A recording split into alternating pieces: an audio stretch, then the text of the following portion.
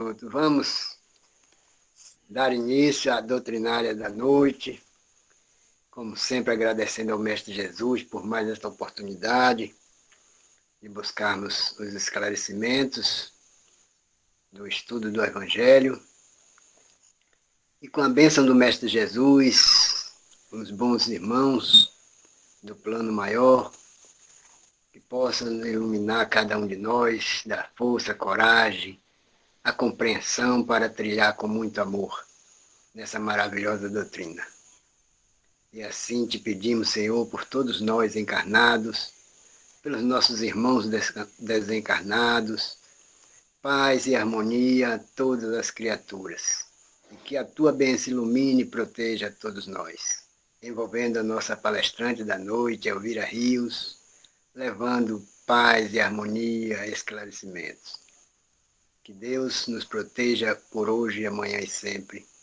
Que assim seja. E hoje a gente vai falar sobre misericórdia. E falar sobre misericórdia em pleno século XXI.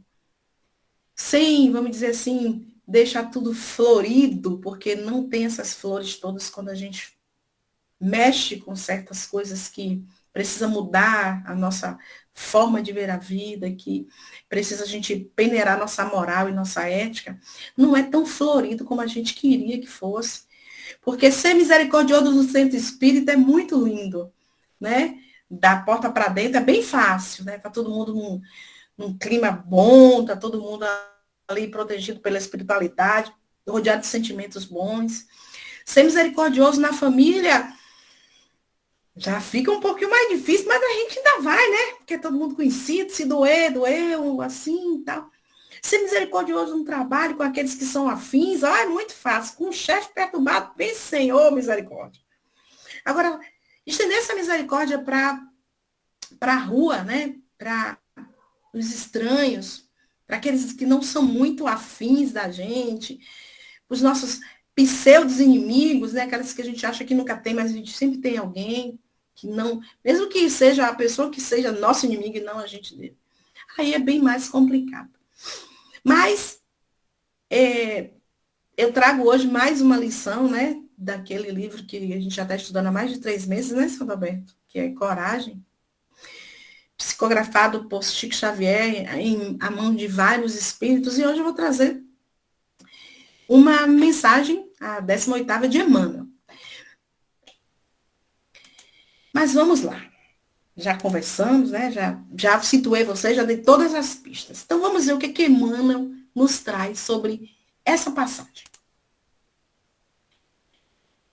18º, como eu falei, quem chegou depois, do livro Coragem, escrito por Emmanuel, psicografado por Chico Xavier, e a gente hoje vai tratar do texto Misericórdia Sempre. E Emmanuel nos diz assim: conta-se que Jesus, após haver lançado a parábola do bom samaritano, entraram os apóstolos no exame da conduta dos personagens da narrativa. Então, estava lá Jesus com os apóstolos, ele contou a parábola do bom samaritano, e os apóstolos, assim como nós, começaram a pensar quem é quem nessa história, né? E aí ele continua. E porque traçassem fulminativas reprovações em torno de alguns dele, os apóstolos, o Cristo prosseguiu no ensinamento para lá do contato público. Então, contou a história. Os apóstolos, claro, tomaram os seus lados. O levita estava errado, o isso estava certo, aquilo. Então, eles tomaram o lado assim como a gente faz. E aí, Jesus disse: em verdade, referindo-nos ao próximo, antes as indagações do doutor da lei, à frente do povo, mas a lição de misericórdia tem raízes mais profundas. Então, ele já adverte, né? A gente indaga um homem da lei, então a gente é esse povo aí. Mas não é só isso que está por trás.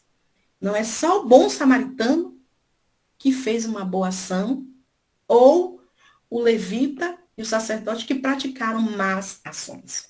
Na história não é assim também. E aí continua Emmanuel. Quem passasse irradiando amor na estrada, onde o viajante generoso testemunhou a solidariedade, encontraria mais amplos motivos para compreender e auxiliar. Infelizmente, aquele caminho não teve irradiação de amor de todas as pessoas que estavam envolvidas ali. Fato. E aí continua. Além do homem ferido e arrojado ao pó, claramente necessitando de socorro, teria cuidado de apiedar-se do sacerdote e do levita, mergulhados na obsessão do egoísmo e carecentes, né, de compaixão. Então, não é só aquele homem que está lá ensanguentado, que foi assaltado pelos ladrões, que carece de socorro. Aqueles homens desprovidos de qualquer tipo de misericórdia, mesmo sempre falando dela nos templos, também careciam de socorro.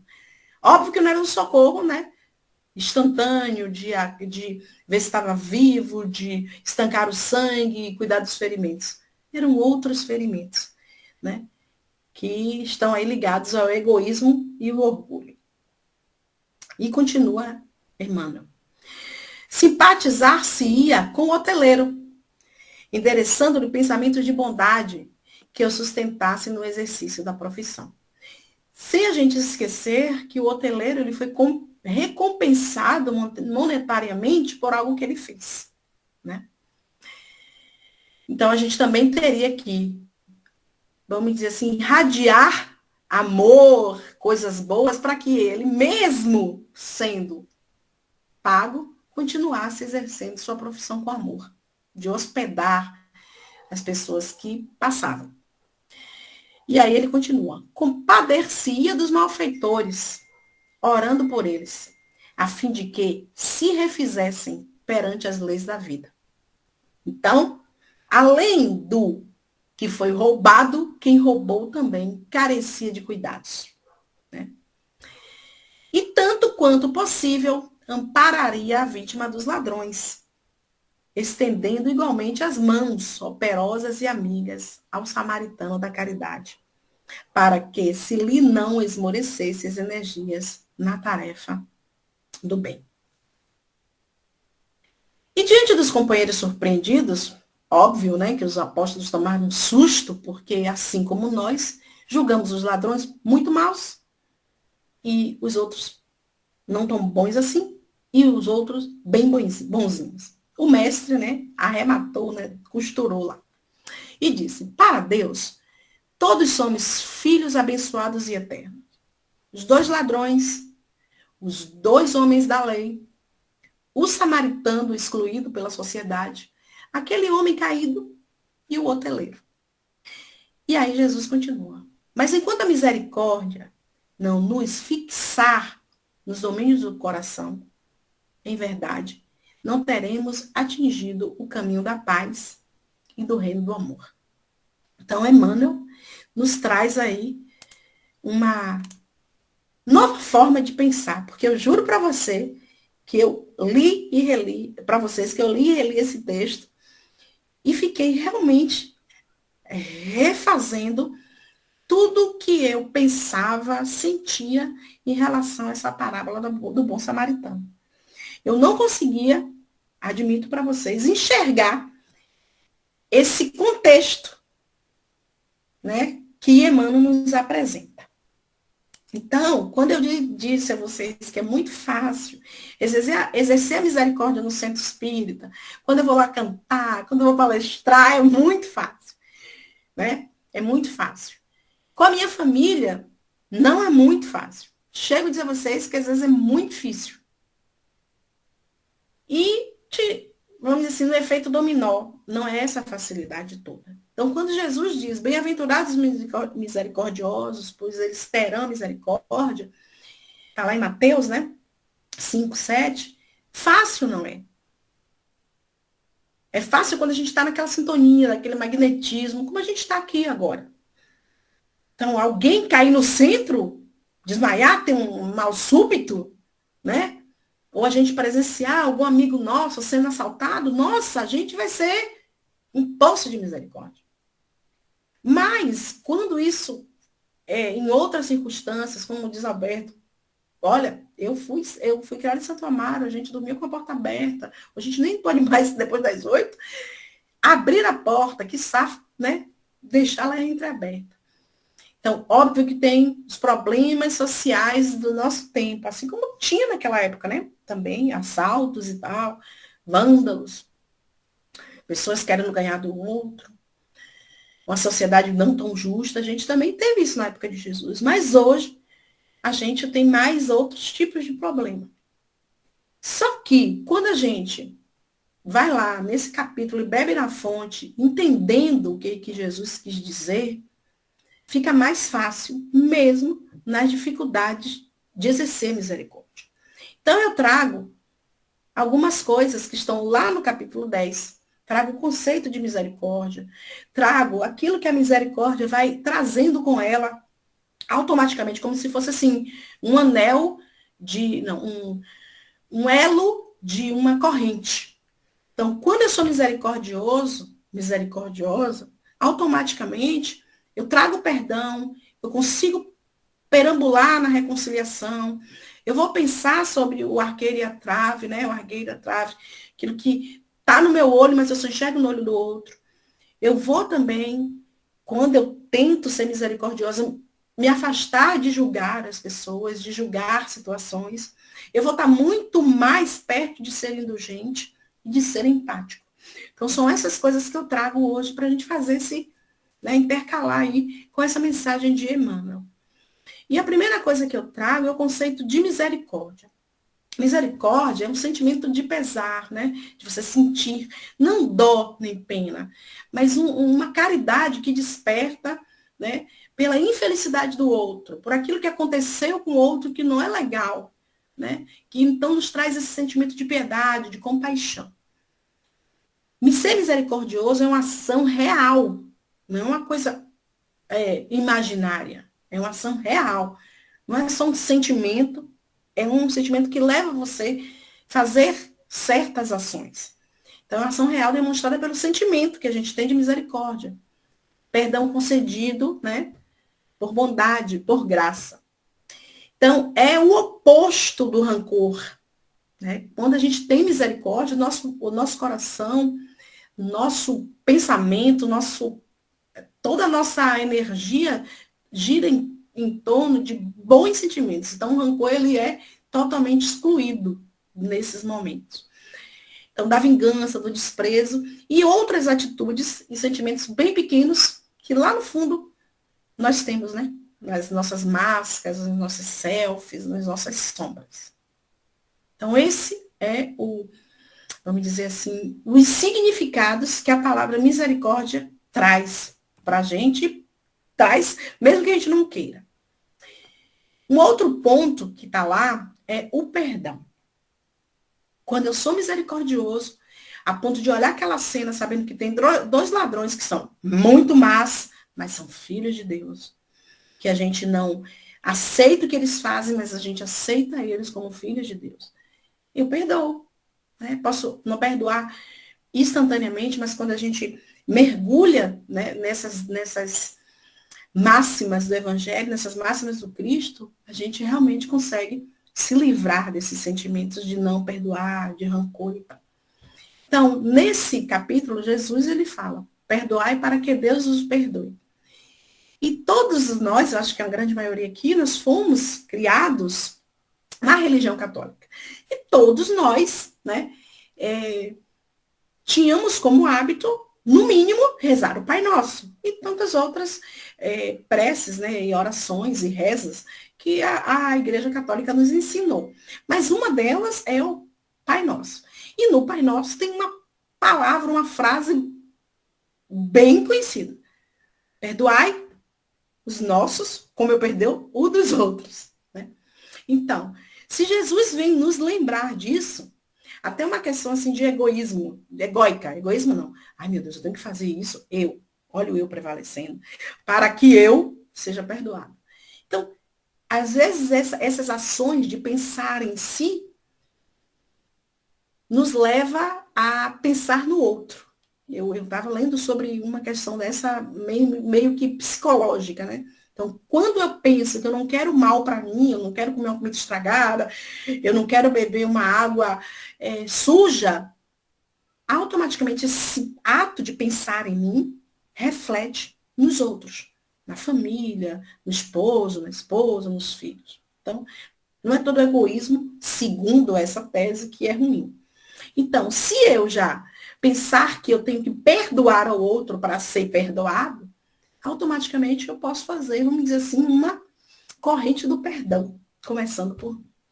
Então, Jesus disse lá em Mateus que se perdoardes os homens as ofensas contra vós, vosso Pai Celestial também vos perdoará os vossos pecados. Mas se vós não perdoardes aos homens, tampouco o vosso Pai vos perdoará os vossos pecados. Eu viro, mas a gente não aprende que Deus não é rancoroso, não é vingativo? Não seria uma vingançazinha se eu não perdoo, não serei perdoada? Não. E sim. Por quê? Porque o plantio, ele é, vamos dizer assim, livre. Eu posso plantar o que eu quiser. Mas a colheita, essa sim, ela é, vamos dizer, compulsória, obrigatória mesmo. Então, não seria a vontade de Deus, a vingança de Deus me penalizando. Seria, sim, só fruto dos meus atos. E aí, Mateus, ainda em Mateus, no capítulo 17, né? Versículo 15, 21 e 22, diz assim: se vosso irmão pecou contra vós, ide e corrigi-lhe a falta, particularmente entre vós e ele. Se ele vos ouvir, tereis conquistado vosso irmão. Então, Pedro, se aproximando, lhe disse: Senhor, quantas vezes perdoarei meu irmão, quando tiver pecado contra mim? Será 7 vezes? Jesus lhe respondeu: eu vos digo que até 7 vezes, mais que até 70 vezes 7. Se a gente fizer uma conta básica, 7 vezes 7, vai dar 490 vezes. É pouco, né? Se a gente parar para pensar, eu perdoar 490 vezes uma única só pessoa. Mas se eu perdoar 490 vezes 300 pessoas, porque são todas pessoas que façam pela vida, vai ver que realmente essa conta é quase aqueles 3 pontinhos. Então, Jesus disse que a gente tem que perdoar todos os dias, o tempo inteiro. Né? Os números, né, para aquele período, eles tinham uma simbologia muito grande, o 7, 13, por aí. Então, Jesus, ele não queria que a gente só perdoasse 7 vezes 70, 70 vezes 7, 7, 14, 21. Não, ele queria que a gente perdoasse o tempo inteiro, porque a nossa caminhada é eterna. Se eu sou um espírito eterno, né, que hoje estou aqui no corpo de Elvira, mas daqui a 300, 500, um século, eu vou estar no corpo de João, é óbvio que essa conta, ela realmente não vai ficar matematicamente como está escrito. Né? Não é só o que está escrito que tem que ser feito. Torna-se realmente um ato contínuo e infinito. Então, não sei quantas vezes eu terei que perdoar. Eu nem sei quantas vezes eu terei que ser perdoado. A única passagem, né, vamos dizer, que tudo isso me dá, a única certeza é de que eu tenho que perdoar. E sempre. Primeiro, porque é um ato de amor, de misericórdia para com o outro. Né? Segundo, é que Deus, na sua infinita misericórdia, diz, olha, perdoa que eu te perdoarei. Então, é um ato contínuo e incessante. Né? É uma ação e reação, vamos dizer assim. E aí a gente continua. Automaticamente, quando eu perdoo, eu me reconcilio com aqueles que estão no caminho comigo. E a gente aprendeu que o sacrifício mais agradável a Deus é isso, de reconciliar com os nossos adversários e enquanto estamos no caminho. Então, ele quer que a gente se perdoe, se reconcilie, seja misericordioso um com o outro, aqui e agora, enquanto a gente está encarnado. Óbvio que eu posso pedir perdão a uma mãe que já foi embora, que já está trilhando, né, sua jornada no plano espiritual, um pai, um amigo, mas é muito mais salutar para mim e para ele que essa reconciliação seja enquanto estamos encarnados e saibamos, né, reconhecer o erro do outro. Em nenhum momento, né, aquele bom samaritano talvez não tivesse colocado como evidência o erro daqueles ladrões ou daqueles homens da lei. Claro que em algum momento eles, nossa, eles passaram, não acudiram, nossa, poxa, que maldade, 2 homens atacaram um. Mas o foco dele foi fazer o bem. E quando eu faço o bem, mesmo não sendo eu diretamente causador do mal daquela pessoa, eu reconcilio-me com o universo. Então, lá também em Mateus, diz, reconcilia-te o mais cedo possível com o teu adversário, enquanto estás junto dele, para que não seja entregue ao juiz e este seja entregue ao ministro, para não seres presos. Né? A gente sabe que aí tem toda a simbologia de quem é esse juiz, quem é esse ministro, mas a maior prisão é a nossa consciência. Você passar, às vezes, uma encarnação brigando com alguém, criando tumulto com alguém, não sendo nada misericordioso, quando às vezes a gente chega no leito da morte, nos últimos, né, soluços, a gente tem uma noção crítica e reflexiva da nossa vida, a gente fala assim, por que eu perdi tanto tempo? Né? Então, a gente fica preso realmente na nossa consciência. E a gente sabe que é lá que estão as leis de Deus.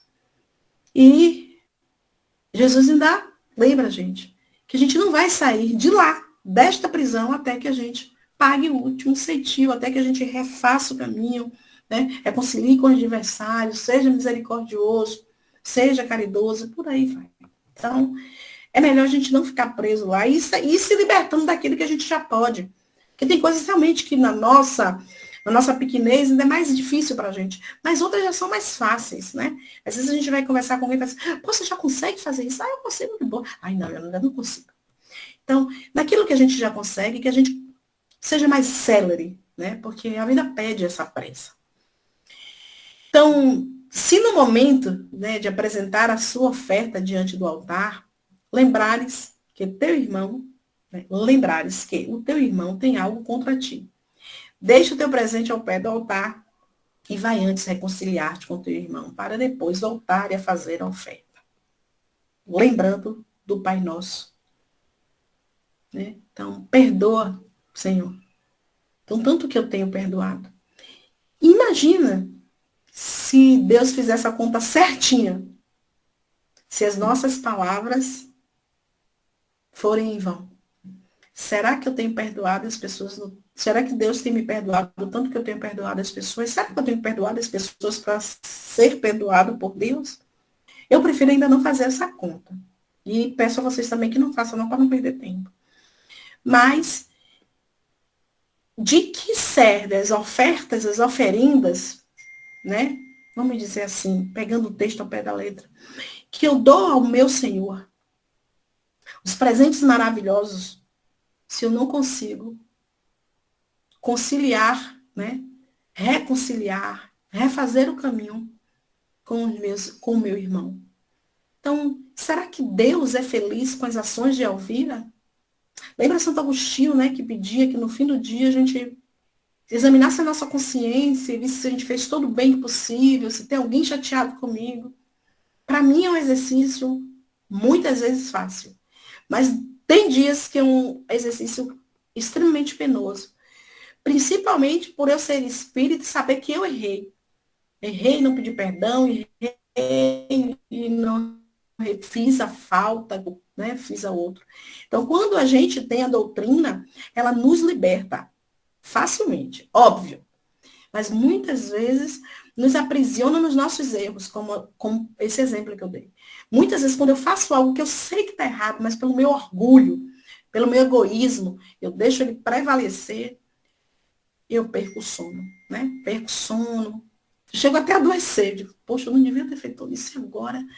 Mas às vezes, não é porque eu sou espírita, como se eu não palestrante, que eu não sou, que eu não peco, que eu não erro, que eu não tenho meus sentimentos exacerbados em alguns momentos, quando me ferem, quando pisam no meu calo, né?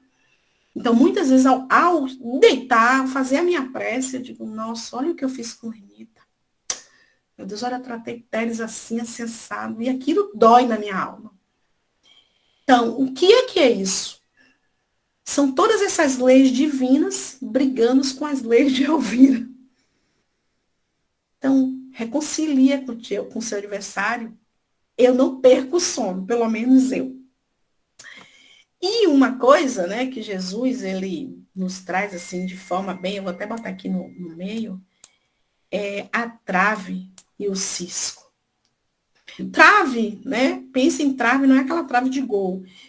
Pense, vamos dizer assim, uns barrotes grandes, umas peças para pôr no telhado, isso seriam as traves.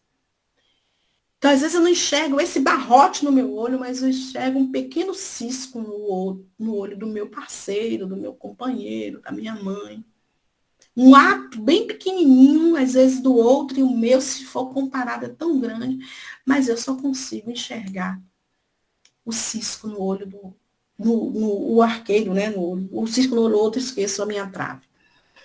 Então, Mateus também vem nos trazer nesse capítulo. Diz assim: por que vês um argueiro no olho do teu irmão e não vês a trave no teu? Como dizes ao teu irmão, deixa-me tirar o arqueiro do teu olho, se tens uma trave no teu? Hipócrita. Tirai primeiramente a trave do teu olho, e então verás como hás de tirar o argueiro do olho do teu irmão. Não julgar. E é um exercício salutar à alma. Nos últimos anos, né, eu tenho feito isso como uma meta, não julgar. Em qualquer situação, um assalto, porque eu não julgo. Algo grave, eu não julgo. O primeiro pensamento, eu digo, que Deus tenha misericórdia dessas pessoas que aconteceram isso. Mas quem sou eu para emitir algum tipo de opinião? Talvez eu nessa situação fizesse bem pior. E não é fácil, óbvio, mas eu percebo que quanto mais a gente exercita isso, fica menos penoso. Então, quando alguém vem me contar uma fofoca, as meninas já falam no trabalho. Nem vai falar com a Elvira. Não é que eu seja boa samaritana, porque eu não quero ouvir. Eu canso de até ser grossa com as minhas colegas. Tipo, falando, eu não quero ouvir. Eu não quero levar isso para o meu coração. Não me conte. Me dê uma notícia boa. Justamente porque eu não quero cair nesse argueiro e a trave. Então, eu não sei o que eu faria tendo como reação X ou Y. Então, eu prefiro não ouvir. Então, eu prefiro não emitir nenhum tipo de opinião, né, de valor, de certo e de errado. E eu acho que a gente sofre menos e a gente faz o outro sofrer menos. Essa cena todo mundo conhece, óbvio, né, que é da mulher adulta. Então, Jesus estava lá, cheio de pessoas, joga pedra nela, vai, não vai, mata, não mata, e Jesus lá, escrevendo no chão, naquela paciência, como contam os historiadores, e pergunta, né? Ele pergunta. Não julgueis para não ser julgados, né, gente? O julgamento, ele traz inúmeras consequências para ambas as partes. Então, tá lá. Pois sereis julgados da mesma maneira como julgar os outros, e se usará para convosco da mesma medida como medides a ele. Cristo nos ensinou isso. Então ele conta lá que estão os escribas, estão os fariseus, né? E leva aquela mulher que foi apanhada em adultério. E coloca no meio do mestre, né? E diz, mestre, essa mulher foi surpreendida em adultério. E pela lei, né, de Moisés, ela tinha que ser apedrejada até a morte.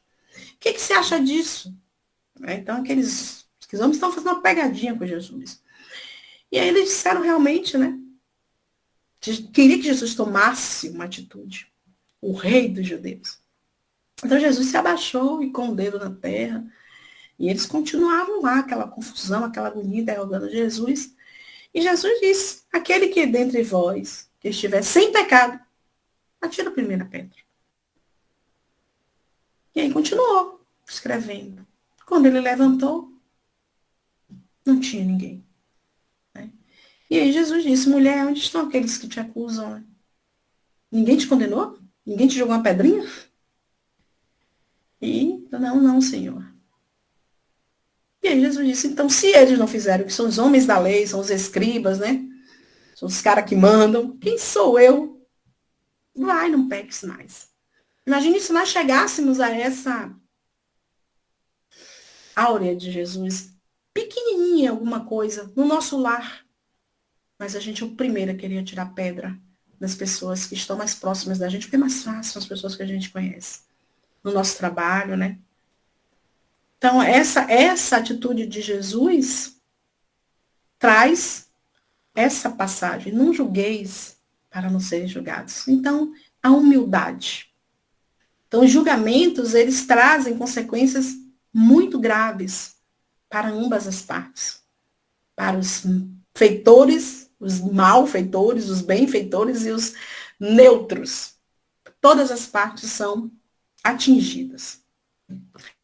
E automaticamente, quando eu não julgo, eu trago dentro de mim duas qualidades. Uma é a indulgência, né? E a outra é a empatia.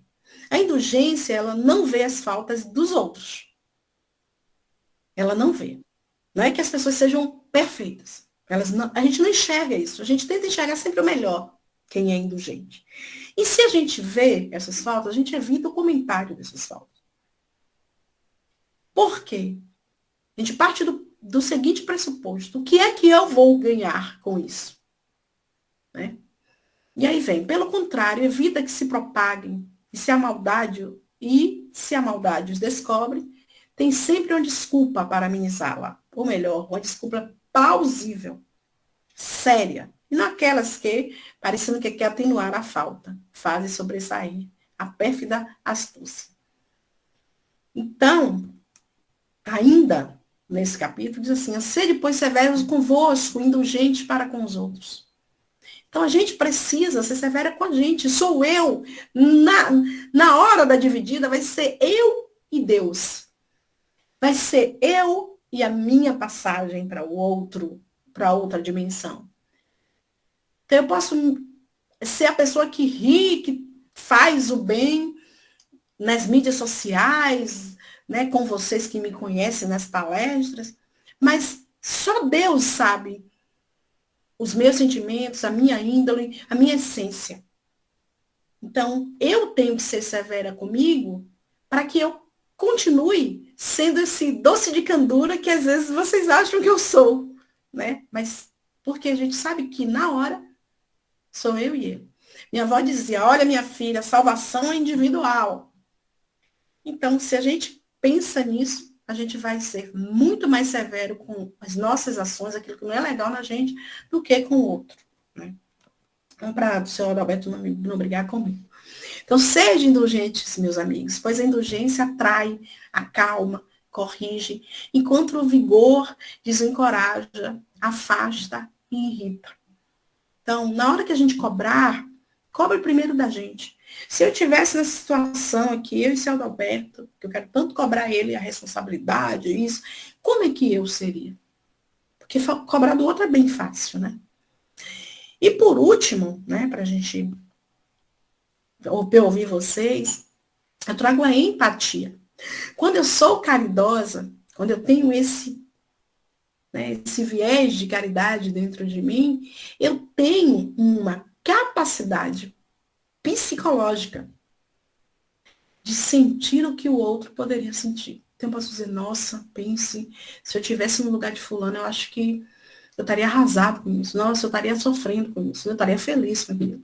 Tem uma capacidade psicológica, está aqui dentro da minha cabeça, de me transpor para o lugar do outro. De sentir a dor do outro, de sentir a alegria do outro. Né? Então, consiste em tentar compreender sentimentos e emoções, procurando a gente sente. Então, a empatia leva as pessoas a ajudarem umas às outras. Aquele homem que passava por aquele caminho foi empático com aquele irmão que estava ferido. Então, está intimamente ligado ao altruísmo, né? Que é praticamente quase pertinho do amor ágape, desse amor maravilhoso, desse amor translúcido de Jesus. O amor e o interesse pelo próximo. E, Elvira, nesse mundo acho difícil. Não, gente, é porque a mídia propaga a falta de altruísmo. Né? E aí parece que quando ele propaga isso, propaga não empatia, parece que no mundo não existe empatia, não existe altruísmo, ou então há muito pouco. Mas existem milhares de pessoas nesse exato momento fazendo as ações empáticas e altruístas, nos hospitais, nos centros espíritas, nas igrejas católicas, nos centros de Umbanda, né, nas igrejas protestantes. E pessoas até que são ateus, mas a mídia, o Instagram, o Facebook, né, a televisão, os rádios, eles não propagam essas ações. Né? Ou propagam pequenas, grandes ações que vão trazer algum benefício para eles. Então, a empatia leva a essa ajuda, está intimamente ligada, como eu falei, ao altruísmo, e essa capacidade de ajudar o próximo. Quando um indivíduo consegue sentir a dor, o sofrimento do outro, se colocar, desperta essa vontade de ajudar. E, agindo assim, a gente chega naqueles princípios que Jesus tanto espera de nós, que são os princípios morais. A mudança vamos dizer assim, a mudança do homem velho para o homem novo. A ênfase no homem de bem. Coisas que a gente lê o tempo inteiro, que a gente estuda na doutrina. Então, esses princípios éticos e morais, de equidade, de se colocar no lugar do outro, de entender que o outro é meu irmão e o que dói em mim vai doer nele também. Né? Essa igualdade de que nós somos iguais, mesmo em tamanhos diferentes, de cores diferentes, de opção sexual diferente, nós somos iguais. Essa equidade é que vai dizer assim, olha, agora sim estamos sendo seguidores do Cristo. E nos traz um sentimento de justiça. Aquele homem, mesmo pagando aquele hoteleiro, ele se sentiu um homem que fez a justiça pelo outro, pelo necessitado, né? Foi empático. Então, aqui tem essa chargezinha, tem assim, ó, tem um pássaro, tem um macaco, tem um pinguim, tem um leão, tem um peixe, tem uma foca, né? E o rapaz lá, né, o cara da justiça diz, para que a seleção seja justa, todos passarão por uma prova. Subam na árvore. Como que o elefante vai subir na árvore?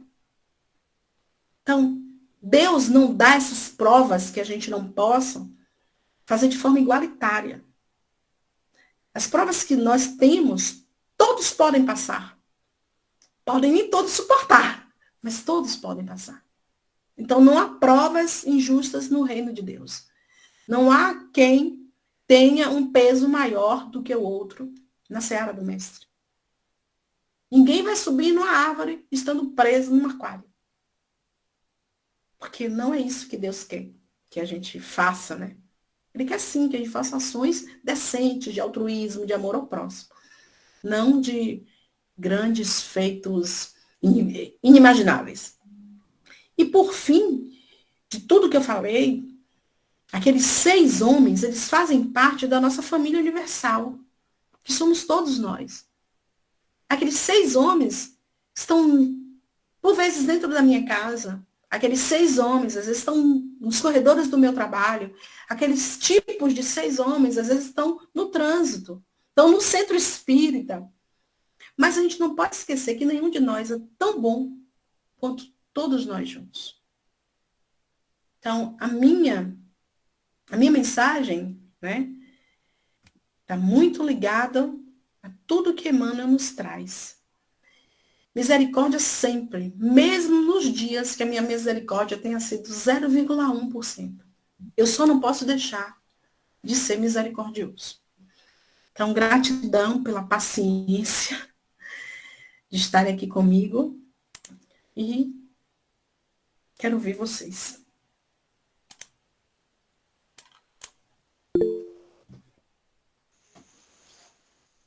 É isso aí, é a caminhada nossa, é o nosso trabalho, estamos melhorando. No passado, a população era bem inferior, agora já alcançamos um outro conhecimento. Então, cada um fazendo a sua parte e assim auxiliando a todos. Então, misericórdia, a palavra ensinada por Jesus. No passado não conhecíamos, então estamos procurando conhecer agora tentando fazer, às vezes a gente faz igual ao levita e o padre, como diz, mas depois pensa, era para eu ter feito. Cai uma pessoa na rua, a gente pensa em socorrer, o outro já foi rápido, foi mais rápido do que eu, já está melhor do que eu. E assim a gente vai chegando. Mas, maravilha, estamos aprendendo, estamos melhorando. Graças a Deus, isso mesmo, seu Roberto. Acho que a Fidelis levantou a mão. Elvira, essa palestra sua foi muito boa. Você é uma professora, é uma pessoa proativa. E eu acompanho o texto também que você bota, eu acompanhei. E ele fala no último, na última frase, é diante dos companheiros surpreendido que o mestre rematou. Para Deus todos somos filhos abençoados e eternos. Mas enquanto a misericórdia não se nos fixar no domínio do coração, em verdade não teremos atingido o caminho da paz e o reino do amor. Então eu pergunto a você, qual é o melhor presente que poderíamos dar a Deus em nossas vidas? Na sua opinião, né? Na minha opinião. Você falou tudo aí, né? Mas para não ficar, para quebrar o gelo. Ah, me dá uma pegadinha, né, Fidelis? Tô ligado. Olha, para mim, o melhor presente que a gente possa dar a Deus é muito, vamos dizer assim, pessoal. Por que pessoal? Eu penso na minha vida como uma escada. Qual o degrau que eu tô? Se Fidelis está no degrau acima ou abaixo, ou a gente está pareado, meio a meio, não sei. Mas eu acho que o melhor presente seria aquele que estaria ao alcance de nós darmos a ele. Então, de que valeria eu tentar, num degrau no qual eu não tivesse a real efetividade do amor, soubesse o que é amor de verdade, eu quisesse só dar amor a Deus, porque eu sei que ele ia gostar. Mas se eu não tenho aquela sentimentalidade ainda dentro de mim, do amor mesmo, do Cristo, que é aquele que nos ensinou, desprovido de qualquer tipo de apego, né? Meu filho, meu marido, mas um amor universal mesmo, eu acho que para ele não iria valer muito. Então, essa questão de presente é uma questão muito pessoal. Então, aquilo que eu consigo dar hoje a Deus, como essência de Elvira, talvez, né, na minha pequenez, seria o que ele realmente ficaria satisfeito e feliz. Então, hoje, olhando para a Elvira, de 10 anos atrás, eu diria que os presentes são bem melhores do que há 10 anos atrás. Não porque eu sou professora ou porque eu tenho títulos, mas porque a doutrina, quanto mais eu estudo, mais ela me surpreende. E quanto mais eu avanço, eu só sei, eu achava que há 10 anos atrás eu sabia o que era amor, hoje ainda nem sei o que é, porque a doutrina me confunde mais ainda, quando eu penso que amar é querer aprisionar o outro. Mas eu achava que meu degrauzinho há 10 anos atrás, eu amo, Senhor, você vê, né? Tá vendo aí? A Alberto é meu marido, vê como eu ajudo ele a fazer essa barba dele, e pinto pra cá.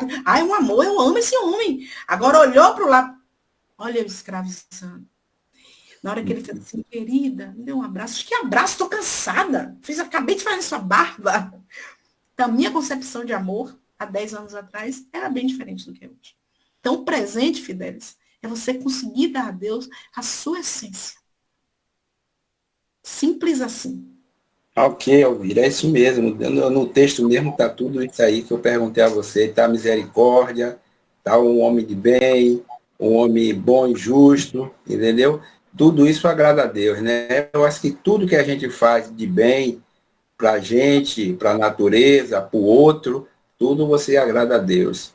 Porque você está fazendo o bem e o bem por si se transforma em outros bens e você terá aquele bem que você fez de volta também. Isso É isso mesmo, é bom. Gosto muito de escutar você, viu? Você é muito assim, esclarecida, tem um texto, daquele texto você se transforma em uma história, e aí é uma cabeça assim, que pensante, né? Gratidão, meu amigo. Parabéns, parabéns. Obrigada. Lenita? Sim, moça. Fale, minha Bom, querida. mediante de tudo que você falou, me fez recordar um filme que eu assisti, que tem tudo isso aí que foi dito por você. O nome do filme chama-se Se Fosse com Jesus. É a história de um homem que aparece em uma cidade, que bate em várias portas e que ele é rejeitado por todos. E aí ele faz essa pergunta a um pastor, que é a última pessoa, claro, não vou contar o filme, óbvio, né? Que ele vai procurar. E aí ele faz essa pergunta ao pastor. E se fosse Jesus que viesse te procurar, o que você faria? É um filme, assim, maravilhoso, quem tiver a oportunidade de assistir. Eu fiquei muito emocionada quando assisti o filme e a sua palestra hoje me fez refletir o filme e me deu vontade de ver mais uma vez. Então, quem tiver a oportunidade pode assistir. O nome do filme é exatamente esse. Se Fosse com Jesus. Vou assistir. A minha avó, ela me criou aí na pedra, né? Roberto sabe, a gente não tinha luz, a gente não tinha água encanada, a gente não tinha gás. Foi uma infância muito difícil. Difícil mesmo, né? A minha mãe, ela, a cada 2 anos, deixava um filho com a minha avó, meus irmãos. 4 filhos. A cada 2 anos, ela trazia e deixava lá. Então, se estava difícil quando era só a minha irmã mais velha, pensa quando chegou meu outro irmão, né? De trabalho, de comida, de tudo, de tudo. Mas, quando ela educava a gente, ela dizia assim, pense quando eu e seus tios não estiverem, que Jesus está aí. E muitas vezes a gente ia para a fonte, ia pegar a lenha, e o menino brinca. Ó o bicho, olha não sei o quê, olha no meio do mato, a cobra, né? E aí eu pensava assim, mãe disse que é para vocês agirem como se Jesus estivesse. Agora, se Jesus estivesse, vocês estavam dizendo que tinha uma caipora aqui querendo pegar a irmã de vocês, essas coisas. E aí, na hora, todo mundo parava assim, né? Então, a autoridade não era de minha avó. Porque minha avó não estava ali, a gente podia fazer o que queria. A autoridade que tinha no nosso pensamento, mesmo sendo crianças bem levadas, era a autoridade do Cristo. Que mesmo se a gente sem ter conhecimento, lá no fundo, nós ou temíamos ou respeitávamos, né? Ou temíamos ou respeitávamos. Mas hoje, somos aqui 13 pessoas. E a minha pergunta é, nós respeitamos a autoridade de Jesus? Tudo isso aí que eu li foram passagens bíblicas. Nós respeitamos a autoridade de Jesus em nossa vida ou nós temos medo? Porque quando eu respeito, mesmo eu sem conseguir, né, como eu falei a vocês, onde é que vocês estão? Se vocês vissem esse homem, aquele homem ali, lá em Santa Mara, outro em Salvador, a gente pararia? Mesmo a gente com medo de ser um assalto, com medo de ser uma armação, com medo do outro estar fingindo. Se nós tivéssemos a autoridade de Jesus dentro de nós, como respeito, a gente pararia. Mesmo, e muitas pessoas param, mesmo se expondo a perigos reais. Então, quando a gente traz essas questões, e você também, é Jesus, gente, que impera na nossa consciência, juntamente apertando os botões da lei de Deus. Tum, a lei tal, a lei tum, e aí ela eclode. Por quê? Não adianta ela só estar na minha consciência. Ela pode estar na minha consciência adormecida. Opa, vou parar nada. Ai, Elvira, mas o bem, ai, que negócio de bem. Mas aí ela perpassa a minha consciência. Ela vai para o meu coração. Ela vai para o meu espírito, para o meu perispírito, ela vai para as minhas entranhas e a gente vai lá e consegue passar por cima dos medos, dos receios, dos anseios e ser misericordioso, sim. Então, há muitos anos eu me achava bem distante do homem de bem. Quando eu li aquele Homem de Bem, eu digo a vocês que eu já me senti até excluída. Eu digo, eu nunca vou chegar lá. Como é que Kardec bota um negócio desse aqui com os espíritos, gente? É muita maldade. Eu nunca vou ser essa criatura, não. Eu disse assim, isso é exclusão. Eu não vou mais para o centro espírita, não. Eu não vou ser esse homem de bem mesmo, eu vou estar fazendo o quê aqui? Só que quando eu venho fazer uma palestra, quando eu vou cantar no centro espírita, quando eu vou fazer alguma atividade de ação social, não é Elvira por Elvira. É Elvira sendo uma discípula do mestre. Então, eu não quero a fama, nem preciso dela, porque não vai me servir depois dos 50 anos para muita coisa a fama, tá, gente? Mas é o que eu deixei de legado do Cristo através de mim. Porque essa autoridade de Jesus, né? Ela tem que perpassar o medo que eu tinha. Ai, meu Deus, Deus está vendo. Hoje não é medo. Hoje é a certeza de que Deus precisa ver. E, como eu disse a Fidelis, Deus precisa ver a minha essência. Simples assim.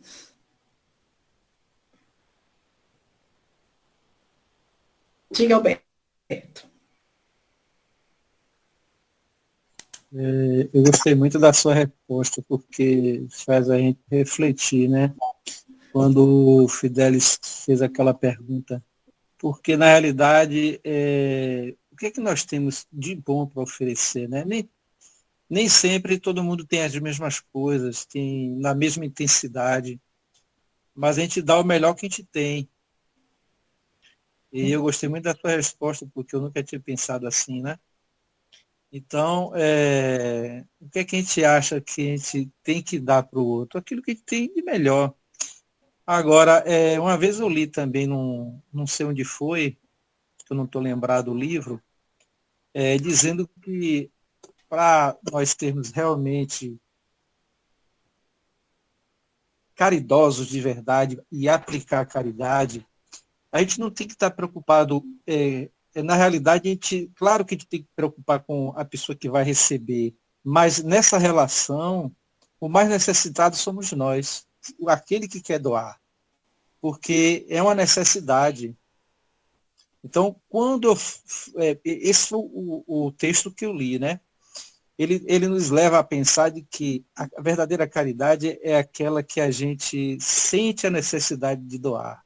E não ajudar somente o outro, mas é uma relação onde os dois são necessitados. E o mais necessitado é aquele que quer doar. E eu fiquei realmente, é uma outra forma da gente, né?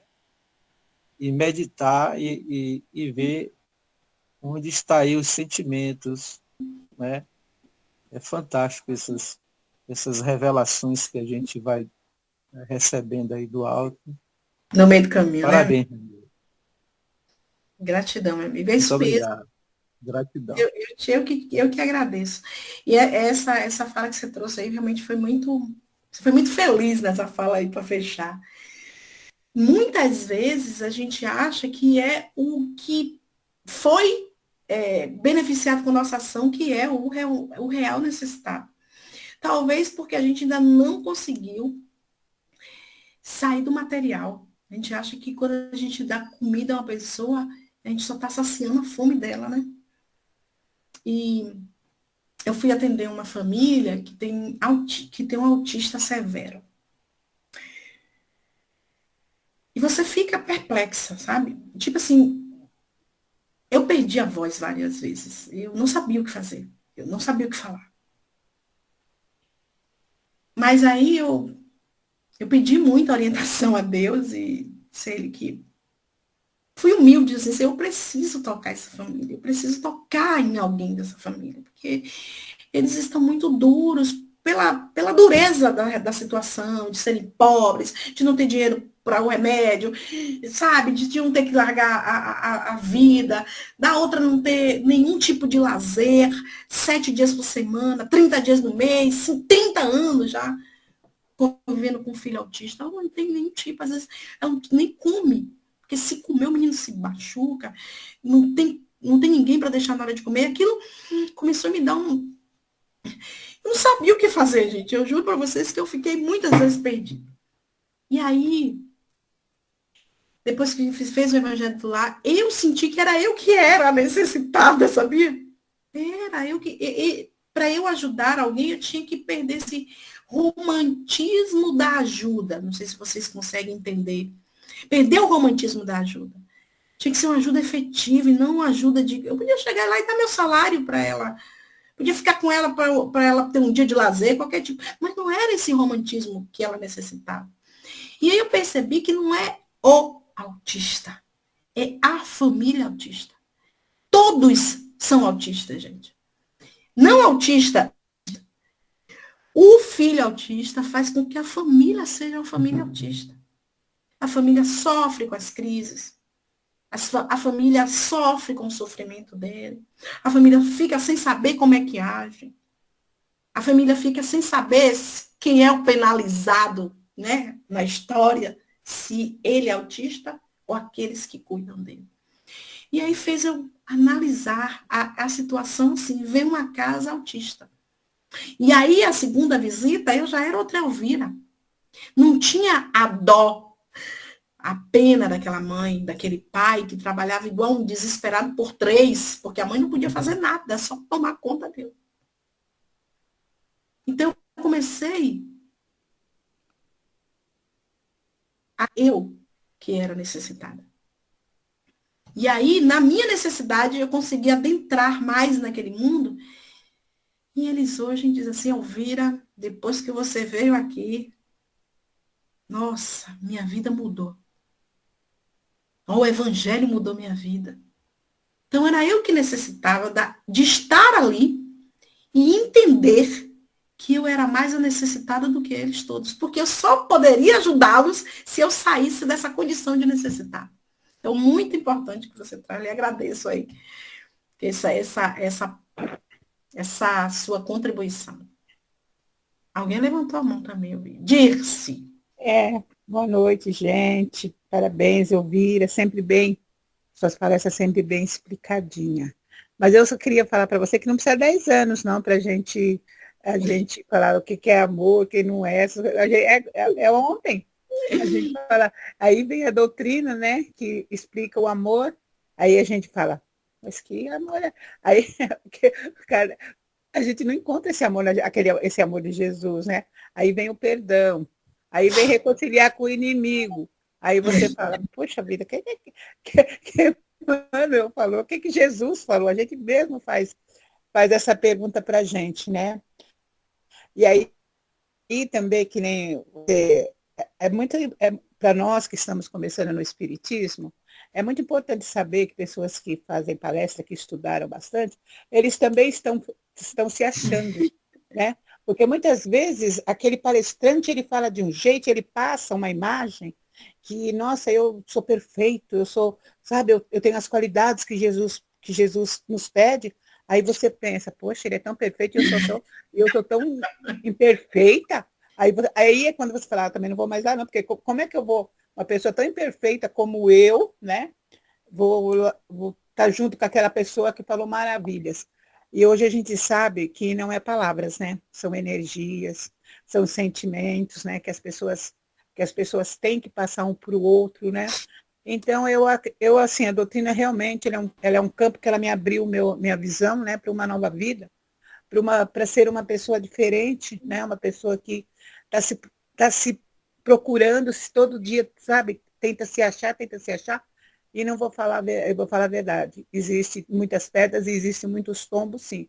E é muito bom saber que aquele palestrante, ele também está, pode ser que ele não esteja procurando o que eu estou procurando, mas ele também está procurando um jeito, né, dele se encontrar também. E isso é muito bom o palestrante falar, porque muitas vezes nos desanimamos de ver um palestrante tão perfeito, que fala tanta coisa que não sei se faz ou não, porque é que nem você falou. Vamos chegar uma hora, é nós e Deus. Aí a criança chora e a mãe não vê, não é verdade?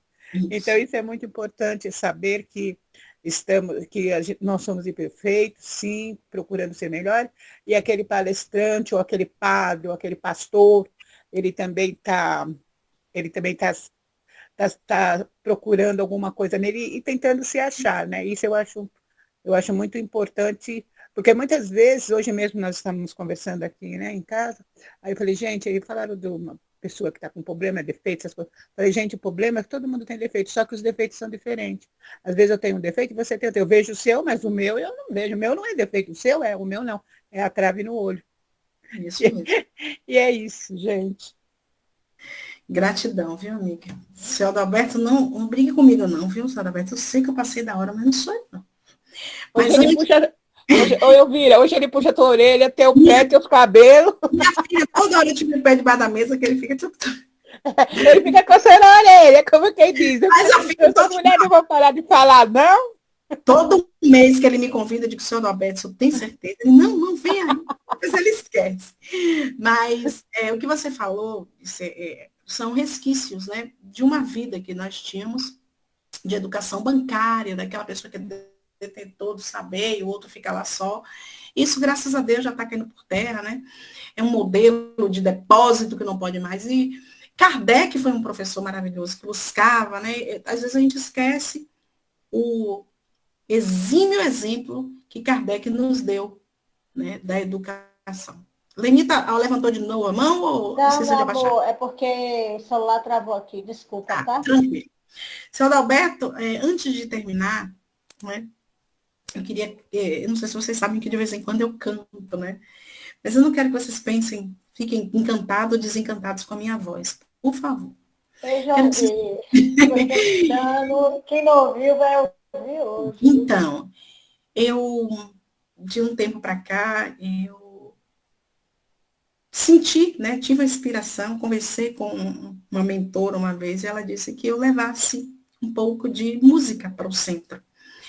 E era um desejo que eu tenho de voltar a trabalhar na evangelização, mas ainda não voltei ainda à evangelização. Então eu canto, sempre faço algumas palestras cantando alguma música, gosto de MPB. E eu acho que a música ela tem um dom maravilhoso de fazer a gente internalizar algumas coisas. Então, a gente passou aqui mais de uma hora falando, 1h30 quase, e às vezes vocês nem lembram o que eu falei, mas às vezes lembra um pedaço da música. Então, eu vou cantar uma musiquinha para vocês. Sem sons, vai ser só minha voz. Então, por favor, fiquem calmos. É uma música, né, que eu fui apresentada ano passado. Uma música nova, assim, de 2023, de uma artista chamada Amanda. A música chama Coragem. Então, ela fala assim. Deixa eu te propor, tente imaginar. Vocês de 10 anos atrás, te chamando pra conversar. O que você vê? Você sente o quê? O que eu queria falar? Esse refrão vai dizer. Faça o favor de se cuidar. Você nem pode imaginar o quanto na vida há de ter coragem para viver. Você vai cair e vai errar, mas também vai se levantar. E acima de tudo há de ter coragem para viver, coragem para viver e força para continuar. E no último refrão ela diz: faça o favor de se cuidar. Você nem pode imaginar o quanto na vida há de ter coragem para viver. Não quero ir embora sem deixar mais uns conselhos para vocês. Bebam mais água e tente ser um pouco mais gentil com você. Não é preciso se apressar. Pra que correr? Vá devagar. Ouça o que seus pais têm para dizer. Coragem para viver e força para continuar. Então, a minha prece hoje é que a gente tenha força para continuar. Continuar sendo misericordiosos, mesmo nos dias não tão bons. Empáticos, solidários. Porque na hora que peneirar, o que vai sobrar de Lenita, de Darcy, de Alberto, de Fidelis, de Teres, de Maria Jonete, de Adalberto, de Rita, de Letícia, de Dirce, de Vânia, de Carlos e de Elvira, é aquela essência entre ele e eu. Gratidão pela paciência. Gratidão por tudo que trocamos aqui. Que Deus abençoe cada um de vocês nas necessidades ímpares e pessoais que só vocês têm. Deus abençoe.